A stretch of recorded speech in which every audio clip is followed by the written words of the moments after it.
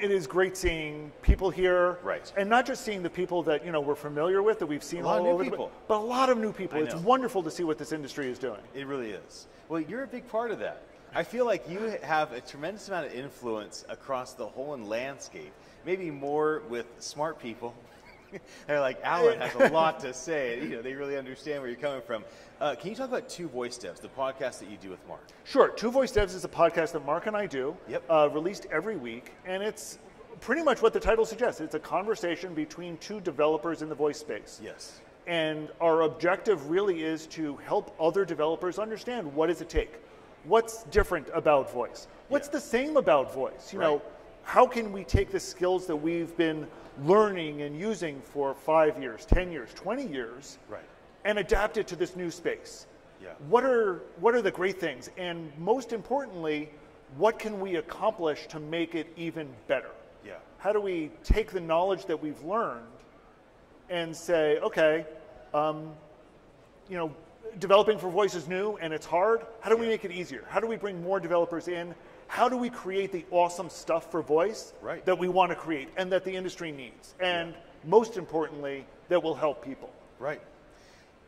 You have such a good articulation of complex things and making them simple and cutting through the noise and being practical about it. I'll never forget, and I've actually stolen your line. I've borrowed, I've leased, I just haven't paid dividends. Your line that you said during a voice talk. You paid dividends last night. I gave you $100. That was funny. So we're on Voice Lunch together, and I'm introducing my perspective of NFTs. And you come on, you go, listen, it's not that complicated. NFTs, a lot of hype. All it is a receipt with rights. Yeah. And I've probably said NFTs are a receipt with rights like 100 times because I'm talking NFTs a lot. And I do think of you in that regard. Are there things in the conversational AI, voice AI, speech, linguistics industry that you feel like people have overcomplicated with paragraphs and sentences that it's like, no, listen, all it is, and because I just like your simple articulation of things. First of all, I think that's kind of the goal, is unless people understand the basics of what it is, you're never going to be able to get to the more complicated details. Yes. So even just by having a basic understanding of, what is an intent, when we talk about conversational AI, when we talk about AI in general, what are the basics of what we're doing? So we can talk about learning models and language models and structure, and, and I'm like, it's patterns. Right. Computers understand patterns. That's the basics of it. Yeah. For the details, that'll take you another 5 or 10 years. Yep. But those are the basics of it. And I feel like just about everything that we do, we tend to overcomplicate. Yeah. Because we as technologists, developers included, but technologists in general, think things are complicated. And we like talking about them as complicated. Right. But they're not. AI, as it exists these days, is pattern recognition. Yep. Now, pattern recognition is complicated, and when you dig into it. Right. But at its basics, that's all it is. And once you understand that we're trying to find patterns, we're trying to teach those patterns to machines, we're trying to help machines understand those patterns, then we can say, oh, this is why homonyms are complicated to understand. Yep. This is why we need 50 or 100 training phrases to explain what an intent is. Right. Because we don't understand how to get those patterns just right. Yes. So once you understand those basics, everything else does end up seeming kind of simple, I hope. Yeah. At least that's, as a developer, as a person who wants to teach other developers, that's certainly my goal. So you always have a blue Google Glass on. I know you have a strong background in the development of it. This is new. I haven't seen this one, so tell me about it. I've literally been wearing this one for about 15, 20 minutes now. This is breaking news, everybody. So the Google Glass that I've been wearing now for about 8 or 9 years is a blue one. I got the first blue Google Glass in New York. Right. And it's very much one that I've enjoyed. I loved the consumer edition of Google Glass, the Explorer edition, when it was available. Yeah.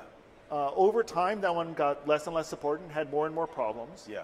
And recently I was able to get the most recent Google Glass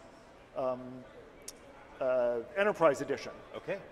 So this is my first trial run of the Enterprise Edition to see how it goes. And you're on a video call right now. I am on a video call right now. I'm on your video call yes. right now. They're hearing us on this video call right now. I also do a weekly office hours on Wednesdays at noon, and this just happened to be when this week's office hours are. Yeah. So I'm on the video call with them trying this out and showing them around the floor. Well, one thing I'll say about you that I've already said how you are very articulate, but another thing that I really appreciate about you is you are very candid. You're very frank.